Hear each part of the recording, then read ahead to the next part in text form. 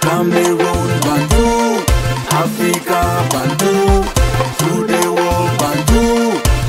Côté de la Côte d'Ivoire, où le président de la Fédération ivoirienne de football a parlé, il a parlé bien. Il dit ceci, que le champion de Côte d'Ivoire ne touche pas 25 millions, mais plutôt 50 millions.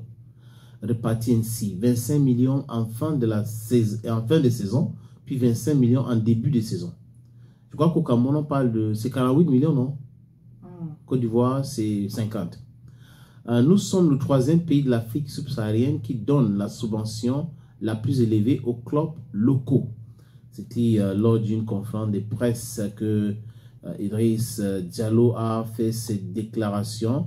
C'est une bonne chose d'accompagner les clubs, mais aussi d'encourager ceux qui ne sont pas des aventuriers qui viennent dans le football uniquement pour se sucrer, d'investir, parce que le football aussi c'est du business, et on voit les chèques ici que la Fédération ivoirienne de football a donné au stade, le club Stade Abidjan, 50 millions. Il y a un autre chèque que la Fédération a donné à SEC Mimosa, 25 millions de francs CFA. Je vois aussi 15 millions à l'Académie de football à Madou Diallo. Il y a aussi FC Saint Pedro qui a reçu 10 millions de francs CFA de main du président de la Fédération ivoirienne de football.